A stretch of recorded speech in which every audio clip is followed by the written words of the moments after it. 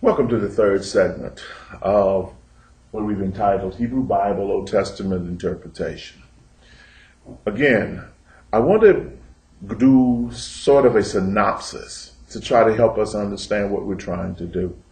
For many of us, as we read the Hebrew Bible, we start with Western culture, or we start with what we call New Testament, which really is New Covenant, and we start looking back and we try to make Hebrew Bible Old Testament fit. If we really read Paul's writing, Paul says that the Old Testament Hebrew Bible is a schoolmaster. It leads us. And therefore, we should be able or should be willing to study the premises and the principles being advanced in the Hebrew Bible and Old Testament so that we can get a clear understanding of the New Testament, of this Yeshua, of these Pauline writings, of these epistles and early church writings that shape not only the Greco-Roman world, but shape our world context. So when you really start looking at this, some of the methodologies and lenses that I've been talking about have really come out of looking at society and then looking at culture and then more specifically looking at the cultural norms and values and the ideologies. How was that world, that interaction between different groups of individuals, some of the economic and political, social, how all of that shapes one world context and shapes their not only mindset, their way of seeing themselves in the world. So when you start looking at sociocultural, you really are looking at, well, what then is important? What is significant to these individuals? When we look at not only the cultural, we have to go back and look at historical. What is the setting? When did this take place? And what historically is happening at that time? Is there a power shift? Is there nation building? What is transpiring? Because it's shaping and informing at that time the message. One of the problems I have is that we act like that the historical setting and the cultural norms in no way impact the biblical writ, when in actuality it does and should. Otherwise, what I am experiencing and what I right now am struggling with cannot be addressed by these premises and perceptions. So when we start looking at this, we have to start looking at history, not only theirs, but ours. We have to look at cultural norms, theirs and ours. So what we're doing is we're looking at what it meant for the audience at that time, and then what does it mean for us? Or maybe it doesn't mean anything. Or maybe it is a need to repudiate those perceptions, such as in that culture, not all women, but a lot of women are seen as the property of their father and of their husband. In the 21st century, women no longer are seen as the property of their fathers, nor of their husbands. There's no longer inner space and what we call outer space. Inner space being the inside where women control, and outer space where men control.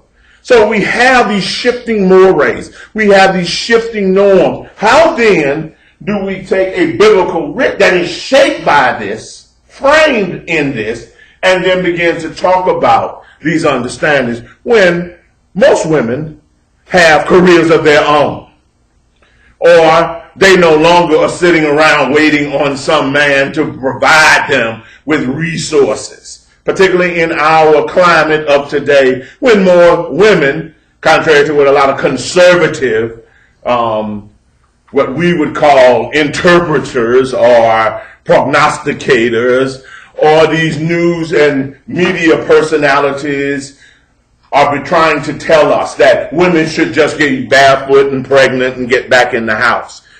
Most of us know that that is ignorant, and most of us know that that is irrelevant. So how do we take a biblical writ and begin to reinterpret it so that we have more equality and equitability?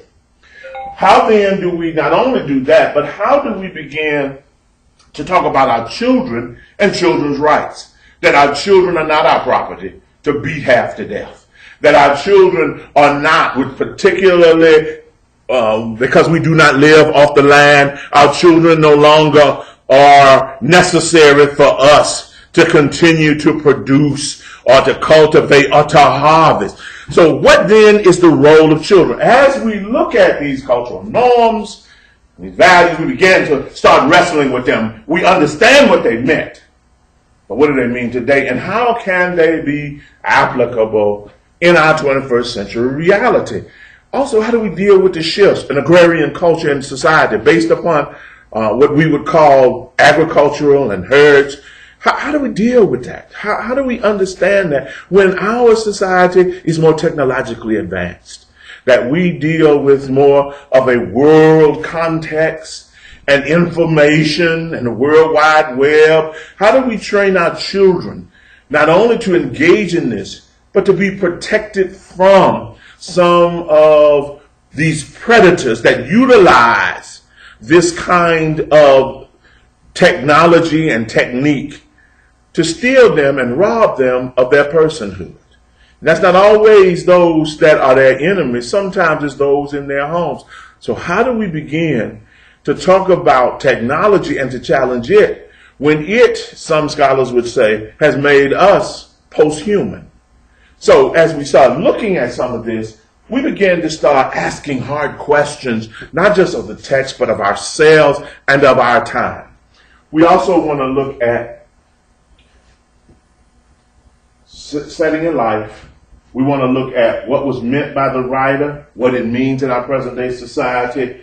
And then we want to talk about the sender and the receiver. Not just what did the sender mean, but what might the receivers have heard? What might that original audience have heard?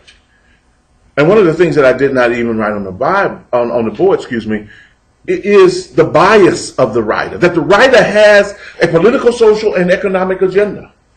Who then is writing this? How do we deal with some of the teachings that begin to dehumanize and marginalize certain people, and then to justify that it is best or in your best interest to be marginalized? One of the major stories that I have heard has been how tragic it was that the Israelites were enslaved by these Egyptian people. Yet if we read Genesis 45 down, we also hear that this patriarch enslaves the Egyptians. He comes in and he begins to put them in Goshen, and Goshen is the most fertile land in that region.